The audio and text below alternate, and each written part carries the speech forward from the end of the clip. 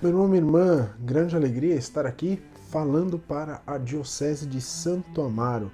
É realmente uma grande alegria. Tivemos alguns problemas aí no meio do caminho, alguns percalços, não consegui estar presente junto ali ao Padre Fabrício para podermos fazer a entrevista, mas é com grande alegria que eu me dirijo a vocês, não é? Então são fiéis aí da Diocese de Santo Amaro, para falarmos hoje sobre um assunto tão importante, que é a terceira edição do Missal Romano em sua versão típica, não é?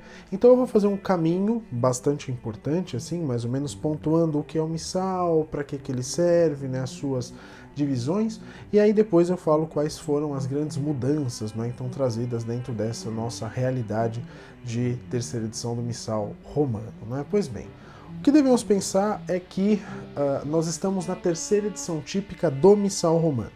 Então, não é especificamente uma questão de um novo missal. E vocês já vão entender por quê. Vejam só. Lá no passado, não é o que nós tínhamos, não era especificamente um missal. Lá na antiguidade, né, aquelas pessoas que seguiram ali aos apóstolos, né, e tudo mais, aqueles grupos que seguiram aos apóstolos, o que havia eram os sacramentários, não é, que eram livros onde geralmente você tinha vários deles, não é? Então o sacramentário era um dos livros que os padres utilizavam para a celebração da Santa Missa.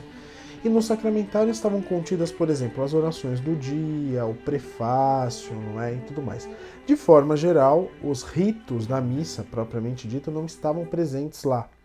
Então, vejam, não existia imprensa naquela época, não é? Então nós não tínhamos, não é, dentro daquela época a mesma questão de imprimir livros, não havia impressoras, então os livros precisavam ser levados para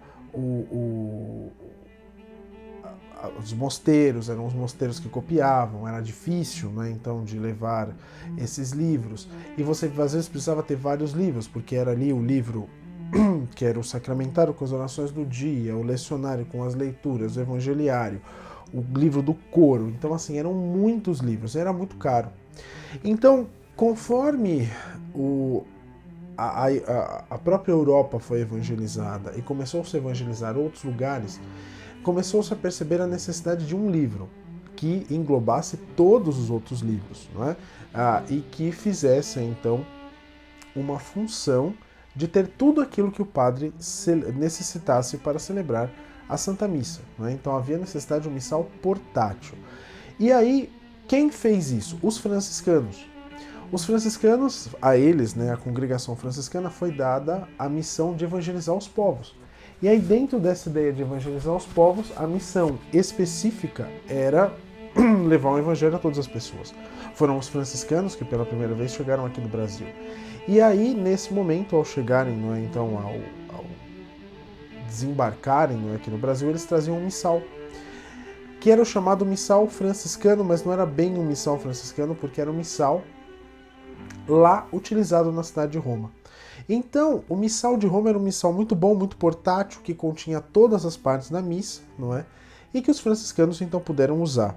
E esse missal, que começou a ser utilizado lá pelo ano 1300, 1400, acabou se tornando um missal padrão para a Europa, até que em 1474 lançou-se uma edição meio que primária do missal no ano na cidade de Milão, não é? E aí então, o missal mais importante que a gente conhece depois disso é o missal da qual o Papa São Pio V ele desceu para toda a cristandade. Então ele disse, a partir de agora todos vocês vão usar o mesmo missal. Não é claro, todos os que utilizam o rito romano. E dentro do rito romano, né, dessa utilização do rito romano, ele disse, vão utilizar o Missale Romano, que é um missal que era celebrado, utilizado, né, até então para as missas que nós podemos dizer, na chamada missa em latim, não é, que o padre voltado para o altar, não é, toda basicamente celebrada em latim e tudo mais. Ele foi lançado pela primeira vez em 1570 pelo Papa São Pio V. E já o sucessor de São Pio V, em 1604, fez algumas mudanças ali no missal. Esse missal, com poucas mudanças, ele se manteve basicamente até 1955, quando houve uma grande mudança, não é, na Semana Santa. Então houve uma grande reforma na Semana Santa, que acabou acoplada numa última versão do antigo missal, que é o missal de 1962, não é? Que era, para quem é jovem há mais tempo, não é? Então, para o pessoal que tem mais experiência de vida, foi aquele missal que os padres utilizavam para celebrar a Santa Missa no rito antigo. Mas exatamente no mesmo ano do lançamento do missal, 1962, a Igreja, né, por São João Paulo, São João 23, lança um Concílio Vaticano II. Então, o primeiro concílio ecumênico e único, não é, do século XX, o segundo concílio da Era Moderna, né, o primeiro da Idade Contemporânea, o segundo também da Idade Contemporânea. E uma das preocupações do Concílio Vaticano II era com a liturgia. Não é? Para o Concílio Vaticano II, isso era a liturgia era essencial. Tanto que o primeiro documento lançado pelo Concílio Vaticano II, a Sacrosanto Concílio, ela é um documento sobre liturgia, um documento fenomenal que vale muito a pena ainda hoje a leitura e a reflexão, não é? O parágrafo 8, que fala sobre a ligação, por exemplo, da liturgia do céu com a liturgia da terra, são coisas fantásticas, não é? E aí então o Papa, São João 23 e depois São Paulo VI, são os responsáveis por indicar uma comissão para reformar o missal, que inclusive é um pedido que vem da própria Sacrosanto Concílio. E essa comissão trabalha durante alguns anos, tá? Então, segundo o mito, da mesma forma que nós não podemos falar que é um novo missal, mas sim uma nova tradução, nós não podemos dizer que o missal que nós utilizamos foi reformado pelo Concílio Vaticano II, porque na verdade o Concílio Vaticano II acaba em 65 e é só em 1969, né, no primeiro domingo do Advento, que nós passamos a utilizar esse missal como nós temos hoje, não é? Então, o novo missal, na verdade, é o missal de 1969. Então, essa comissão trabalha durante 7 anos incansáveis para conseguir fazer uma reforma do rito romano que fosse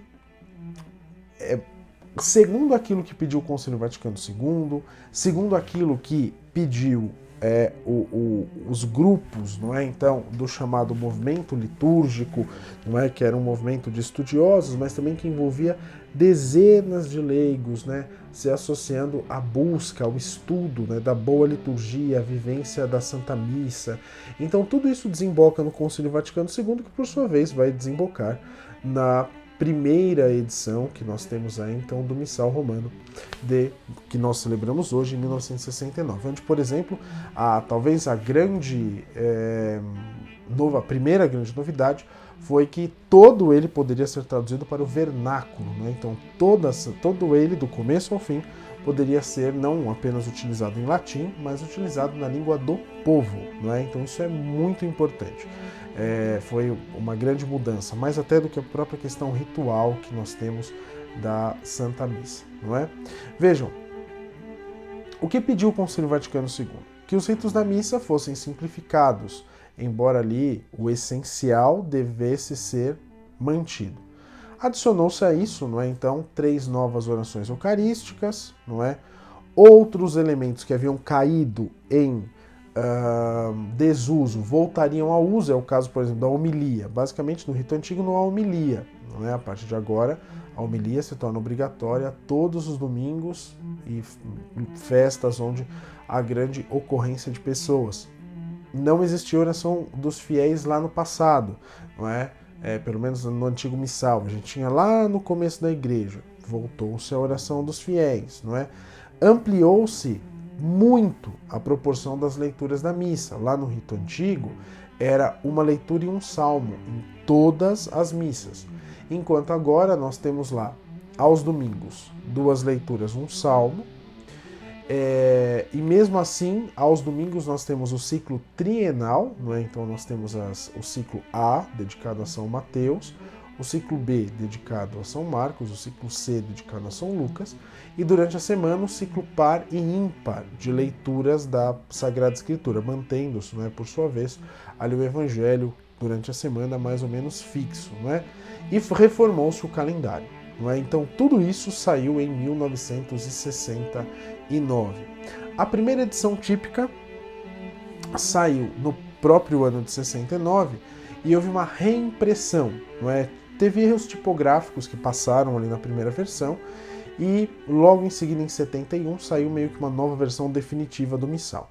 Em 75, com algumas adições propostas ainda por São Paulo VI, desceu-se a segunda versão do Missal Romano, que é a que nós temos ainda hoje. Eu não sei que dia você está assistindo isso, mas se é antes de 3 de dezembro de 2023, é o que está sendo celebrado na nossa paróquia. Aquele livrinho pequenininho, com folhas douradas, geralmente capinha acolchoada, que é a segunda, é a tradução da segunda edição do Missal Romano. Só que no ano de 2002, o Papa São João Paulo II, ele desceu uma terceira versão do Missal Romano, que foi inclusive emendada em 2008 por Bento XVI, não é? Então ainda no seu pontificado, e que foi para nós o que passou a ser traduzido. Então assim, como a gente tinha uma gama de novidades, a igreja pediu, olha, saiu uma terceira edição do Missal, os países então têm que fazer a tradução.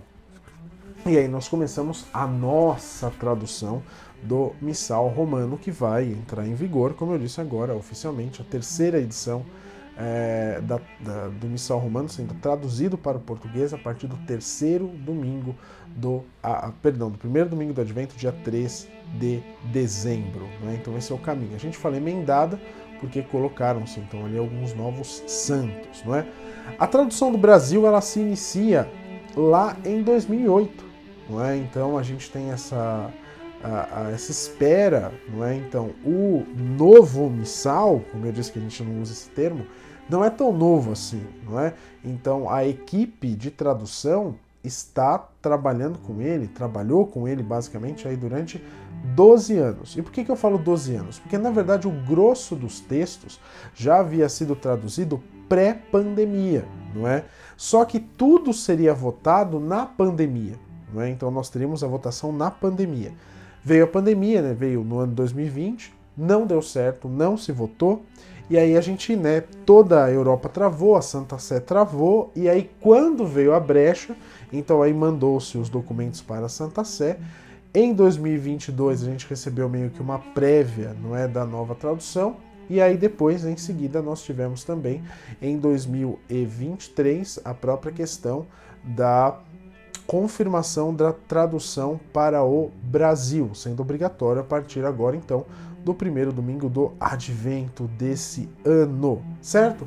E aí nós temos algumas mudanças que são muito importantes. E assim, eu digo que a comissão de tradução acertou muito, não é? Então assim, Dom José Aparecido, que é um bispo fenomenal, não é?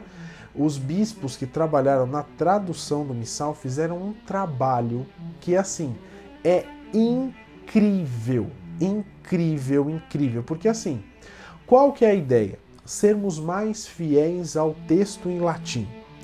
Ah, Michel, mas por que não há necessidade disso e tal? Na verdade é assim, porque é como se nós, por exemplo, estivéssemos em um jantar finíssimo e todas as comidas tivessem o gosto de arroz e feijão. Por fora é muito bonito, mas por dentro o gosto é igual de todas as comidas, ou que a gente estivesse comendo isopor, como se fosse uma comida cenográfica, não é?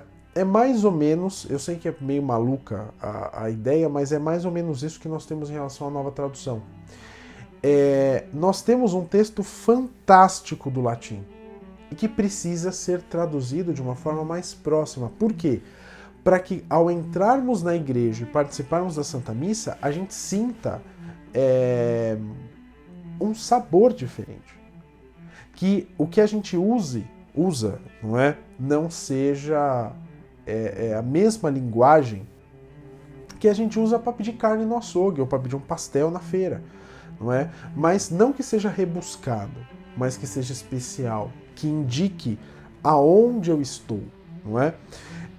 Então, a nova tradução, ao buscar uma maior fidelidade ao texto original, ele está querendo me dar um sabor distinto, não é? Em relação àquilo que eu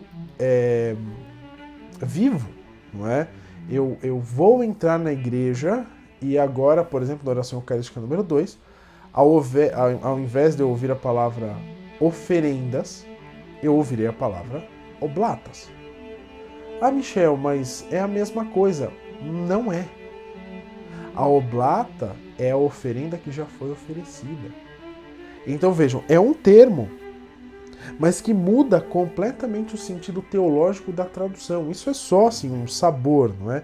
Eu entendo que, por exemplo, no primeiro domingo do Advento, como diminuiu-se o número de respostas, às vezes as respostas saíram de lugar, a gente vai se sentir um pouco perdido, sabe, em relação a isso.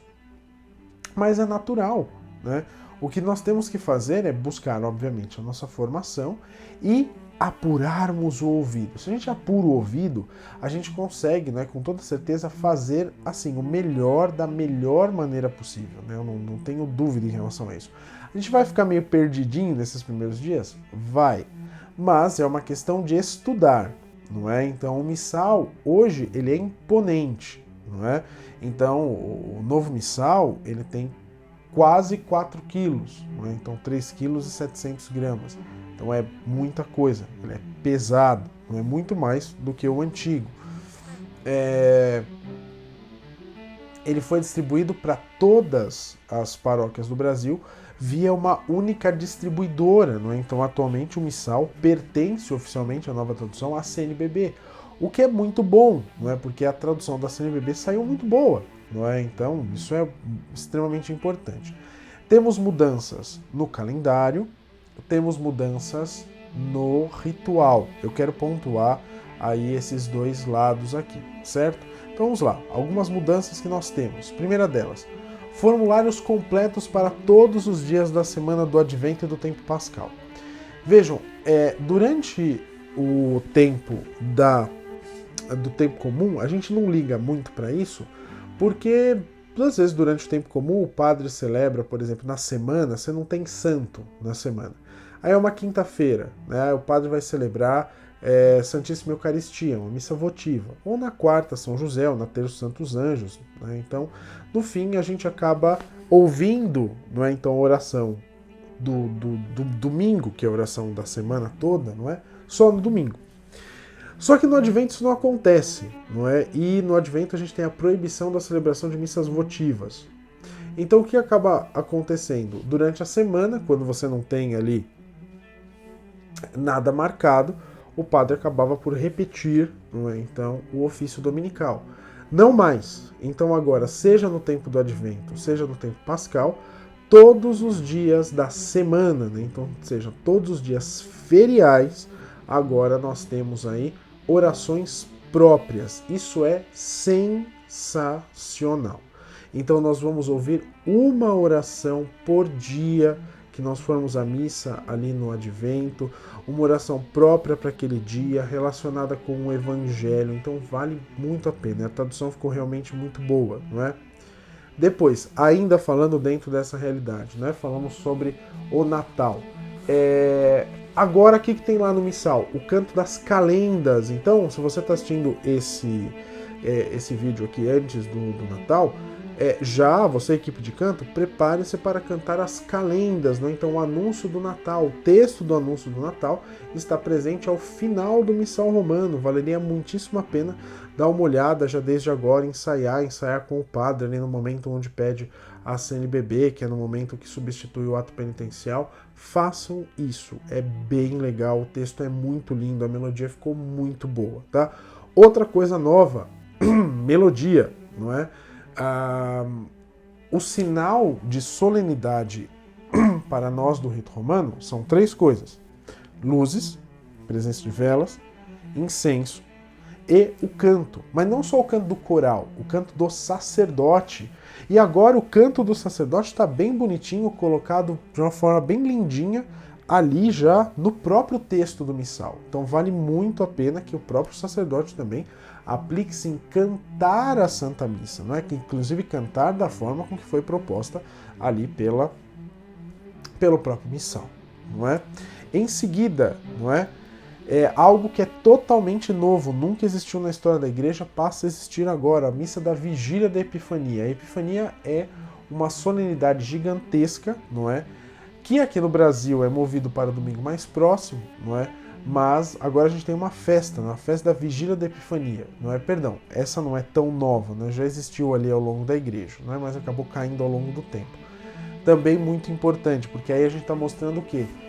Que as grandes solenidades, então Natal, Páscoa, Pentecostes e agora a Epifania, a gente tem mais uma que eu vou falar daqui a pouco, possuem preparações, que são as vigílias. Isso é muito legal. Depois, na Quaresma, no rito antigo, você tinha a oração depois da comunhão, e aí o padre dizia uma segunda oração, que era a oração de bênção sobre o povo. Isso volta agora na terceira edição. Isso também é fenomenal. Assim, é um negócio de outro mundo, o quanto que São João Paulo II teve essa grande ideia de fazer isso. É muito bom. A ideia é sensacional. Por quê? Porque você tem toda a oração do dia, a oração sobre as oferendas, a oração rezada ali depois da comunhão, e no fim você tem o quê? Uma oração para dizer: este é um tempo forte. Esse é um tempo forte. Então rezemos por esse tempo forte, não é? Façam penitência, façam jejum, façam oração. Tá ali. É muito legal. Né? Então eu achei realmente essa ideia de uma forma fantástica. Foi muito boa a ideia de colocar essas orações sobre o povo. Então todos os dias da Quaresma nós temos essa oração sobre o povo, não é? Que é rezada aí pelo sacerdote. Depois, os padres procuravam em todos os lugares, não tinha tradução, a gente não sabia para onde correr. Quero celebrar a vigília prolongada de Pentecostes. Para onde vou? Não sabemos. Agora sabemos, para o missal. Então agora nós temos uma vigília de Pentecostes prolongada que copia mais ou menos a vigília, o esquema da vigília pascal. Vale muito a pena também estudá-la para podermos celebrar ainda agora nesse ano litúrgico que se inicia, certo? Mais algumas coisas, não é? Que nós podemos pontuar, não é, aqui. Nós temos uma vigília, não é, ainda falando sobre o calendário, uma vigília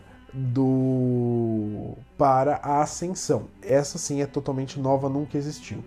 A Ascensão para nós é no que seria o 7º domingo do tempo pascal, não é? Mas a Ascensão, na verdade, ela é numa quinta-feira, né? Então ela é transferida para o domingo mais próximo.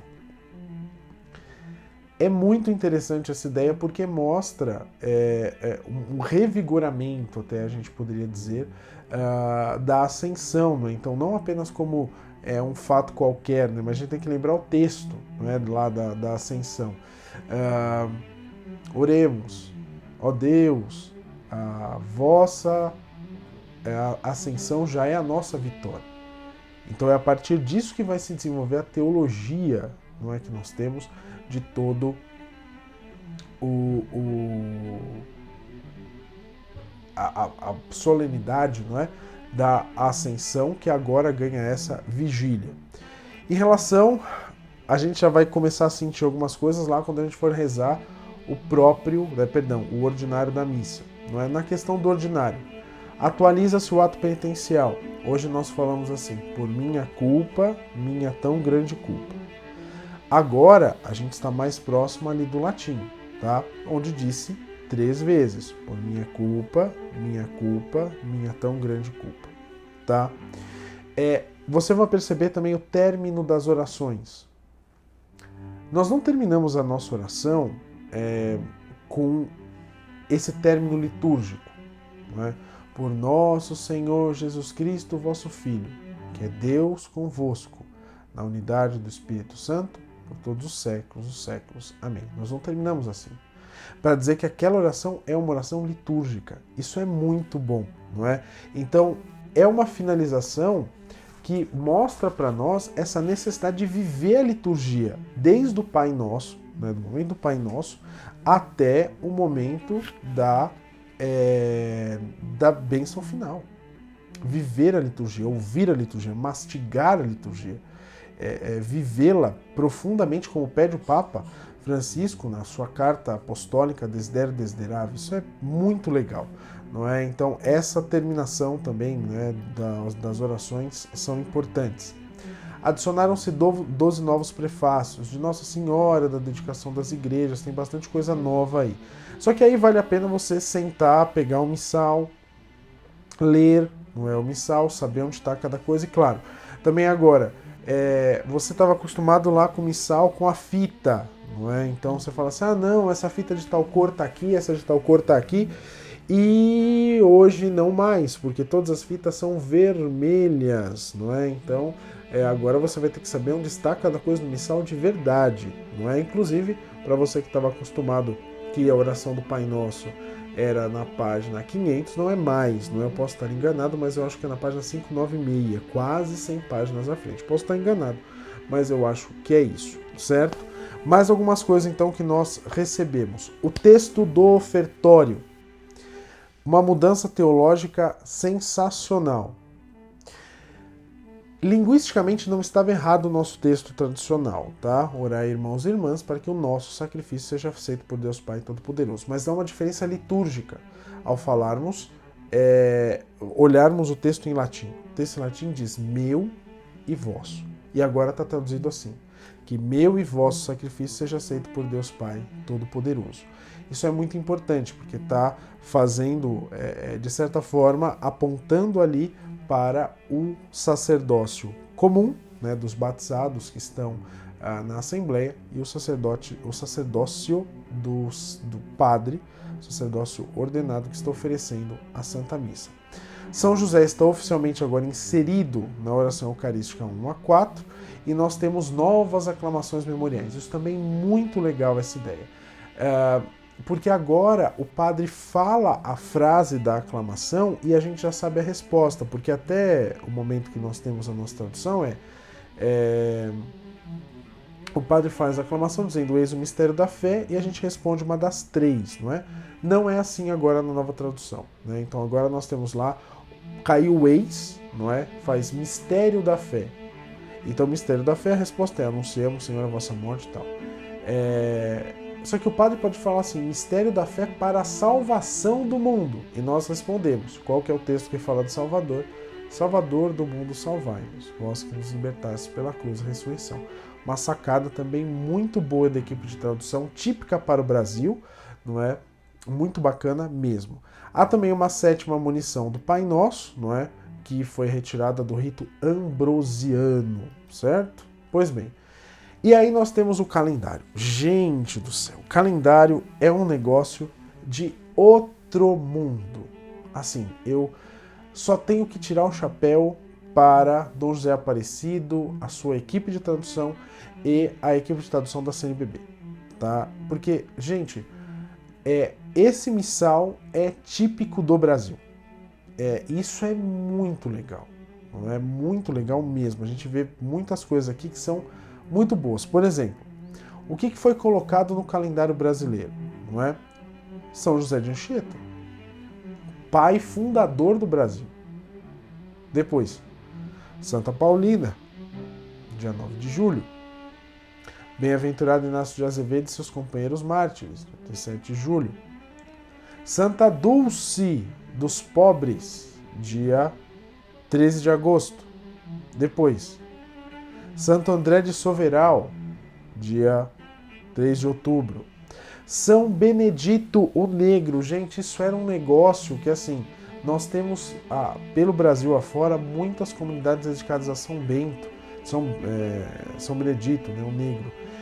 Muitas confrarias dedicadas a eles. Então, era imperioso que houvesse um texto próprio para ele. Agora temos, em maio também, Santa Rita, não é? Dia 22 de maio, o pessoal batia na tecla, não tinha que usar o comum. Temos os textos agora de Santa Rita, não é? Depois, Nossa Senhora Aparecida, São Pedro de Alcântara. Olha que coisa fenomenal. São Pedro de Alcântara, ele foi dado como padroeiro do Brasil e nunca caiu como tal. Então a gente tem como padroeira Nossa Senhora Aparecida e como padroeiro São Pedro de Alcântara. Então é uma imensa alegria ver que São Pedro de Alcântara, eu sou muito devoto de São Pedro de Alcântara, ele volta ao calendário depois de algumas dezenas de anos de esquecimento. Uma imensa alegria. Depois Santo Antônio de Santana Galvão, e São Roque Gonzales, não é? Mas nós temos o que também? O calendário geral. E aqui, gente, claro, não dá para pontuar tudo, porque são muitas mudanças, não é, que nós temos aqui, certo? Mas, por exemplo, celebra-se agora o Santíssimo Nome de Maria, né, em janeiro, não é? Santa Josefina Baquita, não é? Em fevereiro. Bem-aventurada Virgem Maria de Fátima, aparece, Nossa Senhora de Fátima agora a memória é obrigatória no calendário, tá lá as orações dela no calendário. Santa Rita de Cássia, São Paulo VI, Santa Maria do Monte Carmelo, não é? Então, Nossa Senhora do Monte Carmelo, Nossa Senhora do Carmo, que antes era celebrada como memória, agora celebra-se como festa. E agora a festa sobrepõe-se aos domingos do tempo comum. Então, possivelmente, como aconteceu nesse ano de 2023, daqui 6 anos, nós estaremos celebrando Nossa Senhora do Carmo no domingo. Isso é sensacional também. Santa Maria Madalena, também era memória, tornou-se festa. Ela está equiparada agora com os apóstolos, é a chamada coapóstola, não é? Depois, Santíssimo Nome da Bem-aventurada Sempre Virgem Maria, não é? Depois, Santa Idelgarda, há muitos devotos, né? Hoje de Santa Idelgarda. São Pio de Pietrelcina, muita gente ama de paixão o Padre Pio, vamos celebrá-lo agora com um novo calendário. São João 23, São João Paulo II, São Paulo VI, todos eles entram no calendário.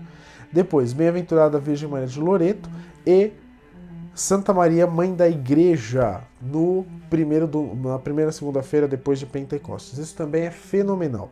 É uma festa querida pelo Papa Francisco, que é um pedido, de certa forma, do Concílio Vaticano II. Gente, muito legal. Acabou Pentecostes, nós estivemos com Maria no cenáculo. A gente vai dizer assim, mãe, a senhora é a mãe da igreja. Gente, muito, muito bacana mesmo. Então, eu fico muito empolgado, sabe, com essa nova tradução, porque é uma forma da gente revigorar, não é? Então, a nossa vida, não é? A nossa vida litúrgica, não é? Inclusive. E nós temos, claro, a terceira edição da Instrução Geral do Missal Romano, que já está aí em vigor, né? Então estamos vigorando aí já também com algumas novas normas de maneira geral não, né? Porque esse documento já é um documento que vem de 2008, a própria CNBB já tinha traduzido, mas agora ela vem acoplada, né, no missal. Isso também é muito importante para todos nós, para estudarmos, né, lermos com calma. O que eu queria falar para vocês em relação ao missal, não é? Que é um tesouro. Não é? Então a Eucaristia é um tesouro para a igreja. Não é? Isso, sem dúvida nenhuma, é um tesouro para a igreja. E ter uma tradução que dá um novo sabor às celebrações é um momento de júbilo, de festa para a igreja. Né? Então a gente não tem por que entristecer-se. A gente tem que ficar muito feliz, né? Se alegrar muito, porque nós estamos celebrando mais próximo, inclusive, daquilo que pede a própria igreja. Não é? Então a tradução está melhor, a gente vai perceber um novo sabor, não é? E esse novo sabor é um novo sabor para encher a gente de amor, para encher a gente de zelo pela Eucaristia. É um chamado que o Papa Francisco, inclusive, fez na Desiderio Desiderável para que a gente possa estudar a liturgia, estudar a Eucaristia, amar a Eucaristia. O Papa Francisco diz que é imperioso, né? A gente não pode deixar de estudar. Eu sempre falo, não é? Então há uma questão de que nós devemos conhecer, amar e servir. Nós conhecemos para amar e o amor transborda-se em serviço. E o serviço, consequentemente, deve ser feito, então, com muito amor, não é? Porque é com amor que nós servimos com excelência, não é? Então que esse novo missal seja para nós esse alento, sabe? Que a Santa Missa, no meio de um mundo que às vezes nos suga as energias, nos entristece, seja um momento onde a gente possa fazer como São João, recostar a cabeça no peito de Jesus, escutar as suas palavras, seja no Santo Evangelho, seja durante a Santa Missa, que a Santa Missa seja para nós aquilo que pede a Lumen Gentium, né, no número 11, não é? A fonte de onde emanam todas as graças, não é? E o cume para o qual se dirige toda a igreja. Que ela seja o lugar onde eu vá, que eu busque ir todos os domingos para encontrar o Senhor lá, e que seja de lá que eu retire a minha fonte para que eu possa viver santamente essa semana. Então, ouçamos renovados, não é? Então, possamos viver renovados também. Que essa nossa nova tradução não seja apenas alegórica, porque ela não é. Ela traz para nós uma necessidade de nós nos colocarmos para ouvir e para servir. Sim? Só para encerrar, não me apresentei lá no início, eu sou o professor Michel Pagiossi, sou casado, tenho 2 filhos, moro aqui na cidade de São Paulo, mas como eu disse, tive alguns problemas para conseguir chegar até o momento de gravação no dia de hoje, então fiz essa gravação aqui diretamente da minha casa.